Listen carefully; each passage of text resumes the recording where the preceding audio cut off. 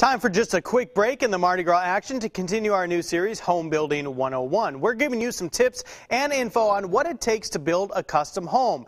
Last week, we looked at finding the right lot. Today, the next step, designing a floor plan.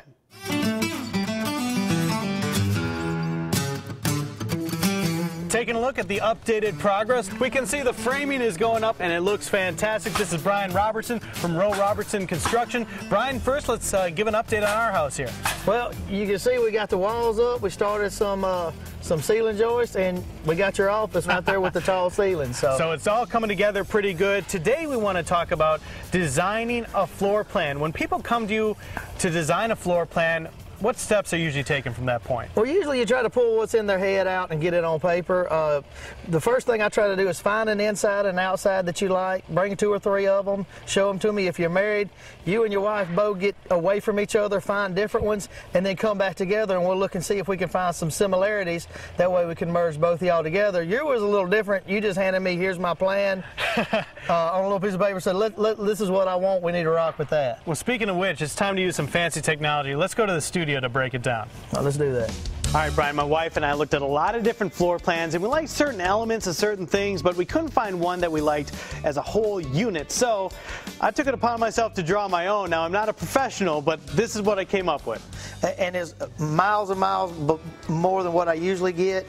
Sometimes I get something out of a magazine, off of internet. Say I like this outside, I like this inside, merge them together. This was very easy to come up with. I think your favorite part was the name I came up with. It was the America. If I ever build this house again somewhere close to it, I'll put a plaque on it. This is the first thing that Katie and I saw. Now, as we got to talking, Katie and I pointed 4 areas basically that we wanted to talk about, and I'm circling those 4 right here. Now, the first one was the kitchen, and that's the main thing, the big great room that we really wanted to look at. We wanted it as open as possible, and we saw we had this wall that would be right there. So we asked you, how could we fix that? How could we have it be even more open? Well, real simple. What we have to do is it's up in the attic. You never see it. What we did is we ended up putting a beam all the way across here to get it where we didn't need this little support wall. And we got a very heavy piece of timber going up there. And we took this island and changed it. What we did is we made one big, massive island where your sink's going to be.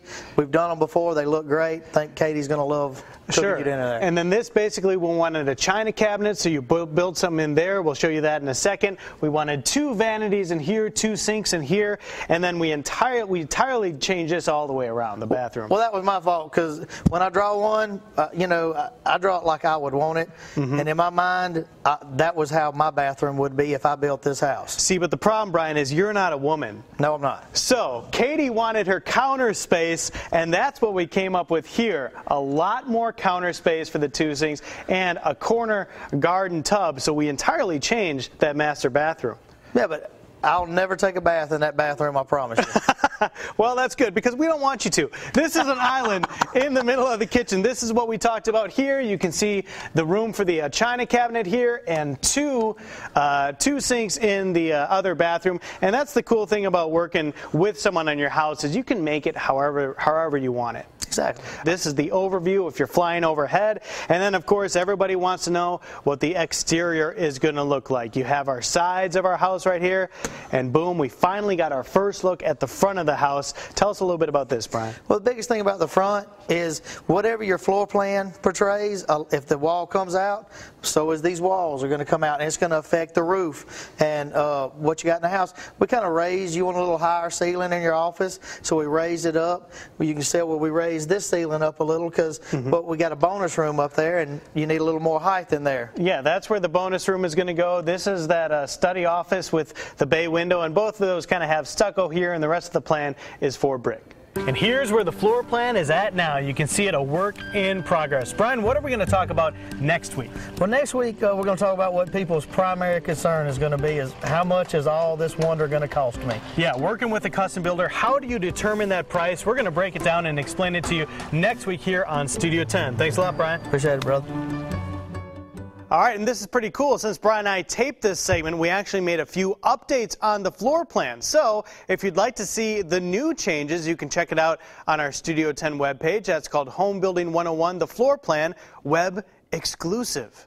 Nice. For any questions or info on building a custom home, feel free to give Brian Robertson a call. His contact info is on our webpage, so go check that out, guys.